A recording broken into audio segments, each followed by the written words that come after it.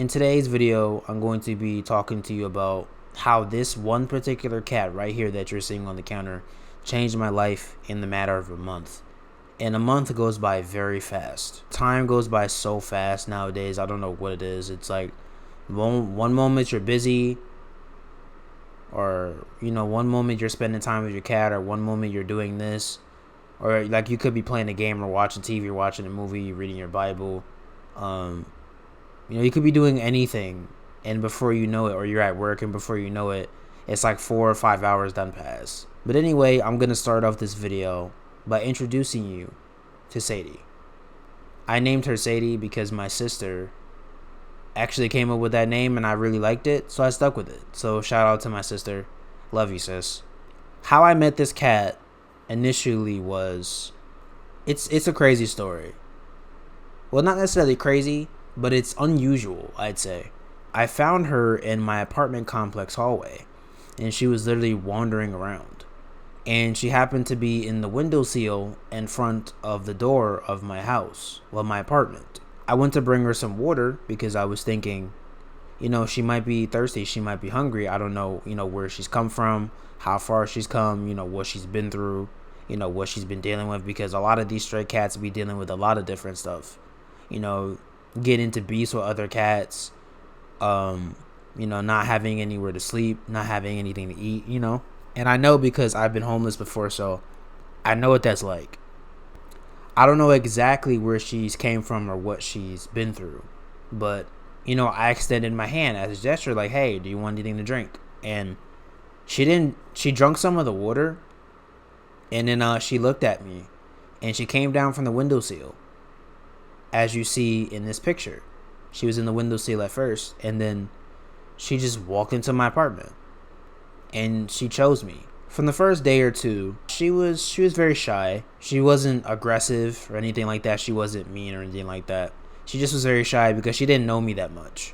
She was in my closet. She was on the top shelf on top of my suitcase. I'm pretty sure I have a picture that I could show right here. You probably can't really see her because she's black, literally. But after like a week, she came down. She started to interact with me more. Me and her would play together. I used to feed her tuna a lot at first, as you're seeing in this footage, but then I started making her chicken and rice, because she got tired of tuna very shortly. She got sick of it. Like when I tried to feed her that like a week or two ago, she was like, bleh, like literally like that. So I just was like, you know what? I'm going to get you something else. And that's what I did. I started making her some good food, just taking care of her, getting close to her. And she started to trust me a lot. At first, she didn't like me to pick her up. I'm going to fast forward down to this week. I found out a month later that she was pregnant the entire time. And I used to get irritated because it's a pet peeve of mine whenever somebody is going after my food or touching my food. And she would try to like eat extra food. And I didn't know why. I thought she was being greedy. But then I found out that the entire time she was eating for 2 or potentially 3. I felt bad. And I asked the Lord to forgive me, and the Lord said that he forgives me. God was like, you didn't know. Because I was scolding her a bit. And God was telling me it's okay to be stern with her. It's okay to be stern with your animals, your pets, if, you love them. Nothing wrong with being stern and telling them, like, no, don't do that, don't do this. She delivered the one kitten, which I call her little one, 2 days ago. And I was scared because I thought that she had like gas pains in her stomach. I did not know that she was pregnant. I just found out she's pregnant 2 days ago. I was scared because she was in so much pain. She was in the kitchen and she happened to be bleeding on the floor, but it was like water mixed with blood, and it wasn't like red blood. She leaned over and she was like straining to push the baby out, and the kitten came out. I put her on top of a sheet. Well, no, she actually delivered the baby on top of on the scratching post that she would normally use because she was laying on it, and she delivered the baby on the floor.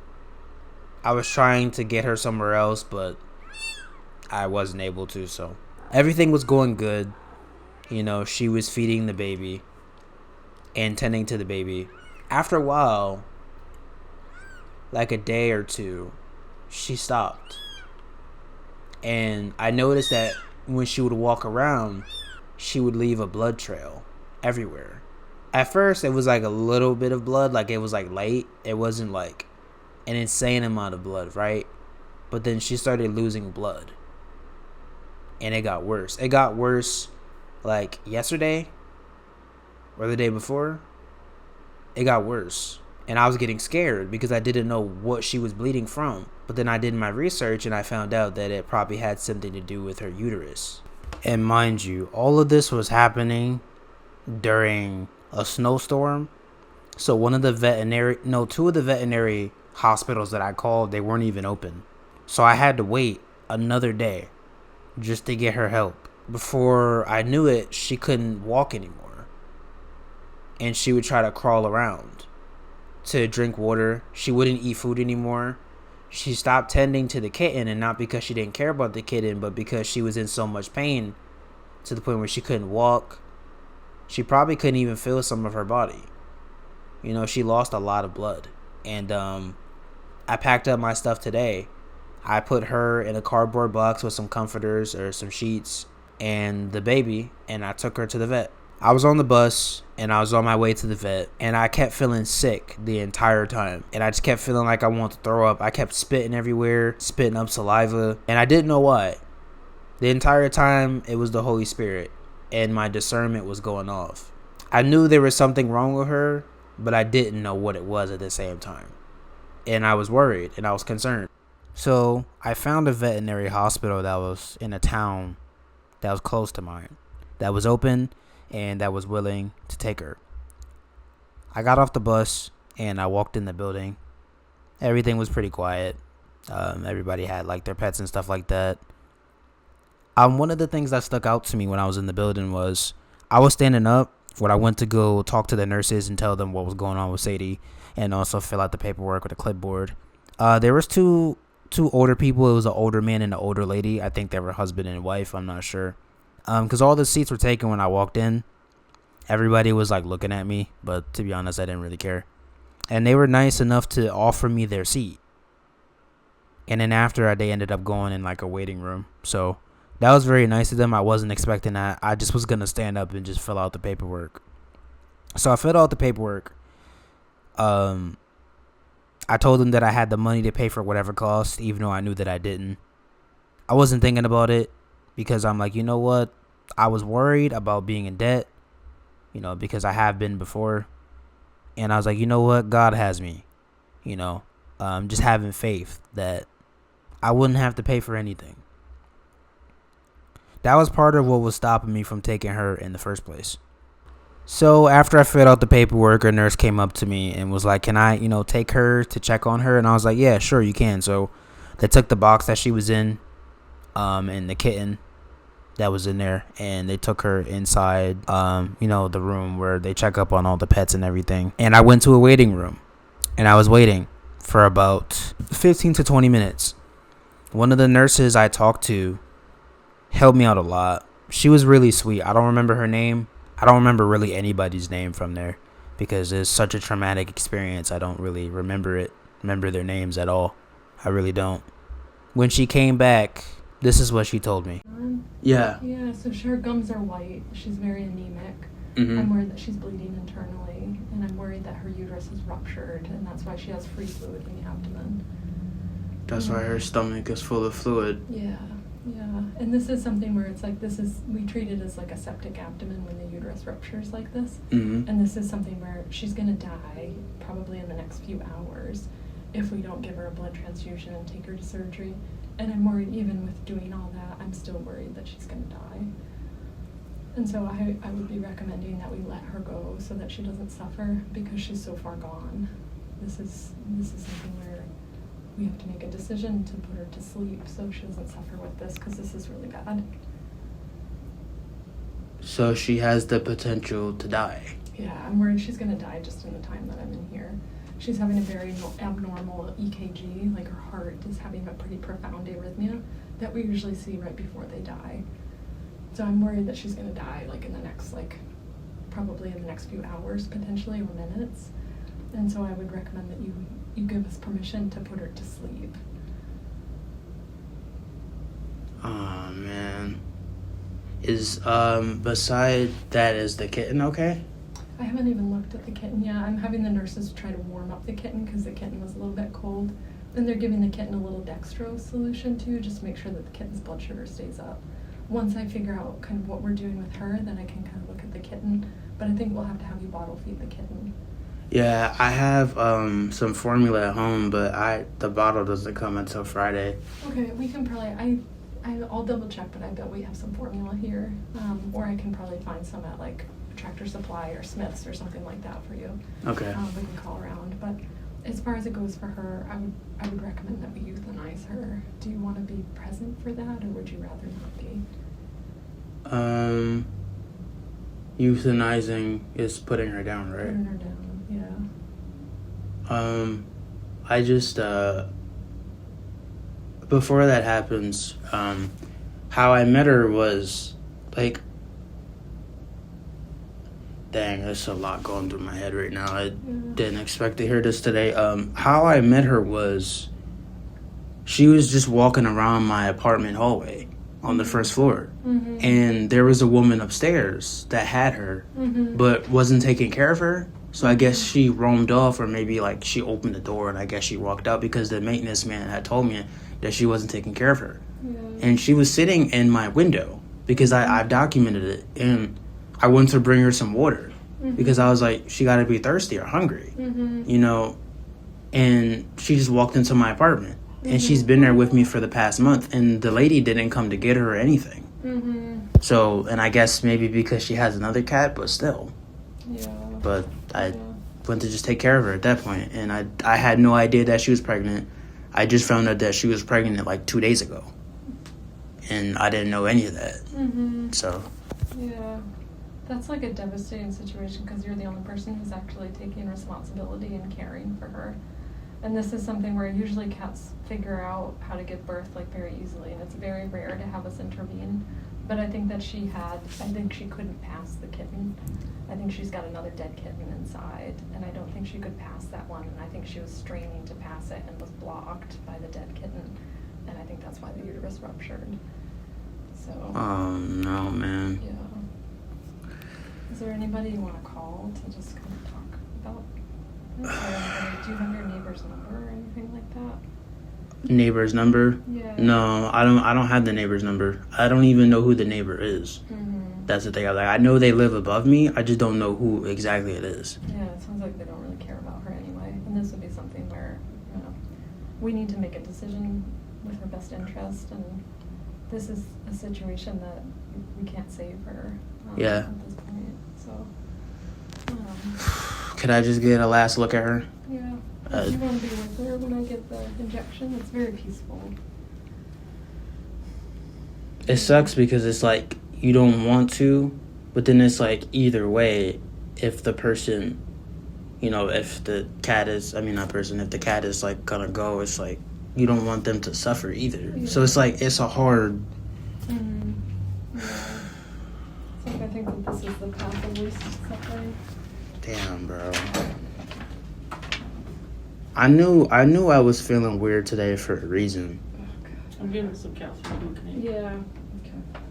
Yeah. So her kidney values are off the charts. Kidneys? Yeah. This is what happens when they go septic like this. They go into organ failure, and she's going into kidney failure. Her body is shutting down. Her potassium is off the charts high because her kidneys are failing her too. We need to euthanize her now before we run up your bill doing intervention for this. Okay, let's go. I'll bring her in. Okay. Give me a few minutes to just drop the meds that I need, and I'll bring her. Give me just a few minutes.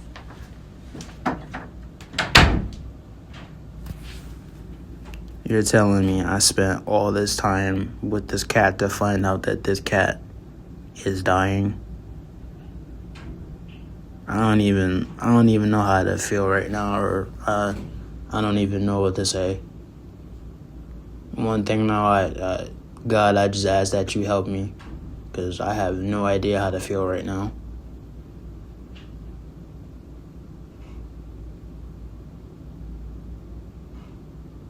And I normally don't like to cry in front of people, but this time it don't matter, bro.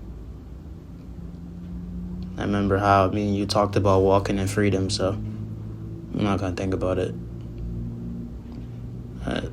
I kept feeling like I was sick on the bus on my way here, and I knew there was something wrong. Like, I kept feeling like I wanted to throw up when I was on the bus, and I guess that was my discernment going off the entire time, and I didn't realize it.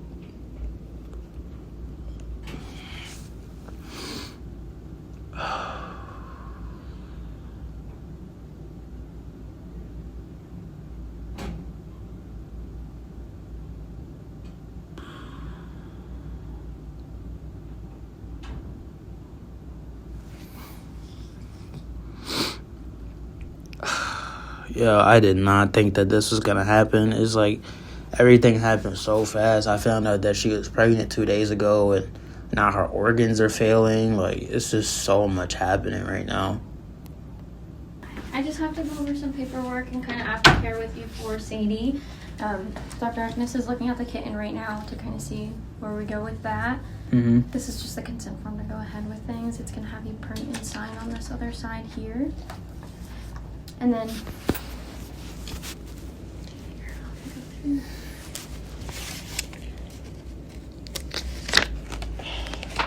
You know what's crazy is that I literally just met her like a month ago. I know, that's what Amanda, she was saying. I don't even know how to feel.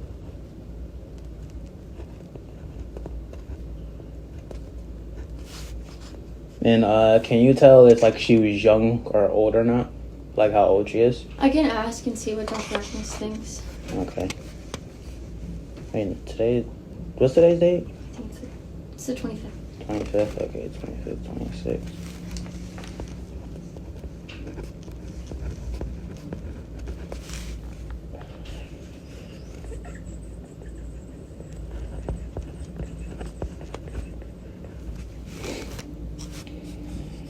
Agent or client, signature, printed name, signature. And this would be... What does IVC mean? That's for me. I just have to sign saying I saw you sign it. And then for aftercare, we have a couple of different things. You can take her home and do home burial, or you can get ashes back in like a little urn. And if you're not interested in either of those, you can do communal cremations, so you wouldn't get anything back. Dang, I don't know how any of that would work. I know. If you do, I like to tell people if you do communal cremations and you don't want ashes, you could always get like a paw print or something.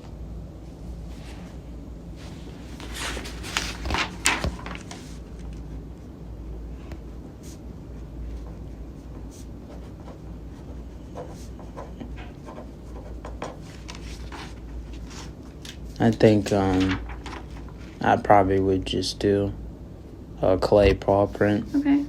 Yeah. With the communal, so no ashes back? Yeah. Okay. Alright. They're gonna bring her in shortly just so you can be with her when you say goodbye.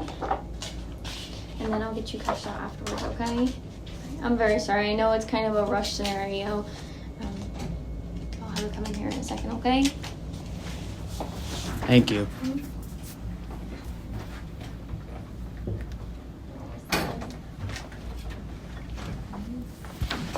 Do you want to hold her? Yeah. I don't mind holding her.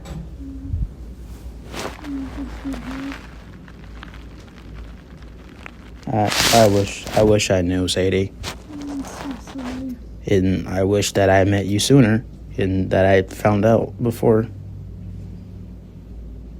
Did you see that kitten nurse from her at all since it's been born? Yeah, I've seen it nurse from her about once or twice. Okay. Has it been moving around since it was born, or has it been pretty quiet? Moving around, crying a lot because the kitten was hungry. Mm-hmm. And I know she wasn't neglecting it intentionally. Mm-hmm. I know it was because she was in pain. Mm-hmm. That's why she was just like, because it's hard for a kitten to have energy.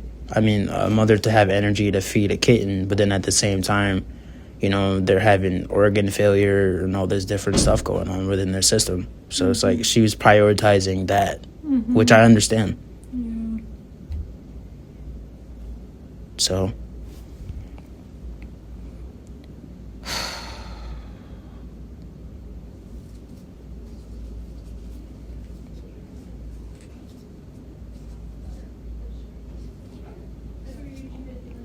You did good, Mama. I don't know how that person treated you before, but I tried my best, even though I had a male cat before you that ran away, and because I was homeless at the time, and I didn't expect any of this. So you're the first female cat I ever had that had kittens, ever.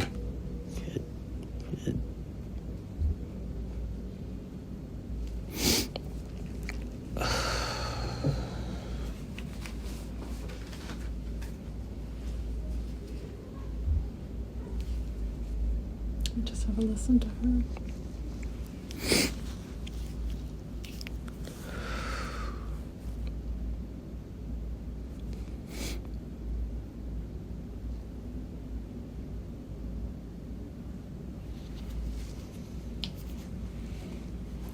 She's passed away already.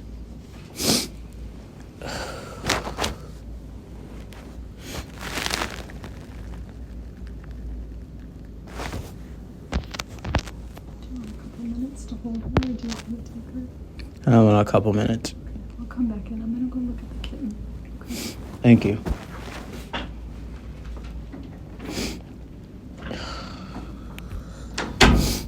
Sadie, I know you're leaving now, but I just pray that you're in heaven with Jesus. I don't know what happened to you before you got to me, but I just pray that you're in heaven with Jesus.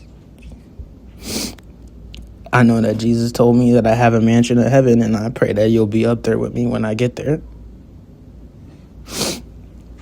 Sadie, I wish I do.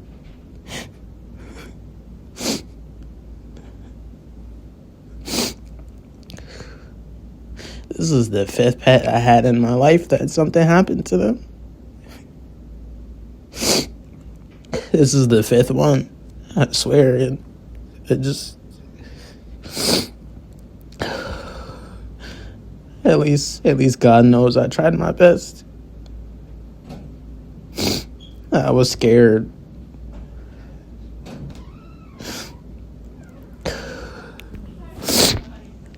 I realize in this life that sometimes we can't always get what we want. And sometimes, regardless of the outcome, we should still try our best to praise God anyway. Even though I would have loved for her to be here and still be alive today and for me to take her home. And if I was a millionaire, I would have dumped every single dollar I had into doing a blood transfusion and at least trying to see if that worked. But because I don't have a job at the moment and I'm in a career readiness program, I didn't have that option to do so. If I had a 6-figure job, I would have dumped every single penny possible because I loved her that much. Even with all the pain and all the different emotions that I was feeling in this moment, I still had to put all that aside to make another decision, another sacrifice. And you're going to hear what it is in a moment. He's not responding to the atropine. I can place an interosseous catheter, which is a catheter that goes in the bone, to try to fluid resuscitate the kitten and give him IV drugs. But that's going to be very expensive. For us to do that. I can get you a cost estimate for trying to hospitalize the kitten and place an IO catheter, do active warming to try to get his temperature up so that then we can start feeding him. I'd probably have to tube feed him initially to get calories into him, and I think that it would be pretty heroic intervention for the kitten. And can you run that by me again so I understand? So the kitten's heart rate is so low right now, it's about 60 beats per minute. Normal for a kitten is like greater than 150. The kitten's temperature is too low to read right now. So that means that it's less than 91 degrees. It should be 100 degrees. The kitten is also barely moving right now and is minimally responsive. She wasn't making any vocalizing when I was opening up her mouth and kind of manipulating her legs. So I think that she looks like she didn't take in enough colostrum or enough milk when she was first born, or she didn't have any milk to give the kitten. So I don't think that she nursed sufficiently right when she was born, and they usually have to nurse within a few hours in order to survive and get passive transfer of immune cells. So I think the kitten is going to fail to thrive, and I think the kitten is likely going to pass away too.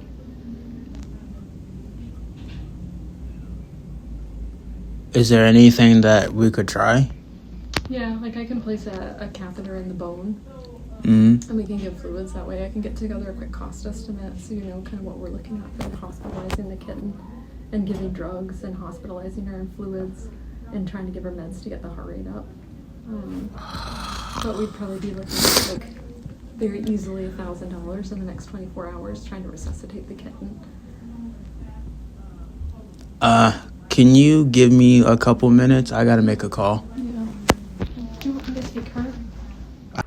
So, the nurse, I actually remember her name now. Her name was Amanda. She was like an older woman, like in her 30s to 40s. And she was a mom as well. She was a mom and she had pets as well. She was telling me that, because we were talking about how, like, I was going to pay the money for everything. Because I couldn't. I told her. I was honest with her that I didn't have a job. I just signed the paperwork so I can get her help. Because I knew that if I didn't sign it, nobody was going to see her. And she understood. And I was honest with her. I don't have a job at the moment. I am in school and I am in a career readiness program, but I don't have a job at the moment. And I tried to sign up for, loan and grant programs to pay, the bill off. Because I think it was like $1,000, something like that. And none of them approved me at all. I wish I took pictures, but I didn't. Of that part. I didn't get approved for any of them. And you're going to see why in a moment. Let me tell you why. Because she came back and forth. She made some calls as well to some people that she knew personally to see if anyone had space to adopt a kitten. Even some like business contacts. She ended up getting in contact with an older woman in her 30s from like a rescue program, like a mission rescue program. They couldn't take custody of little one, so I had to give the kitten.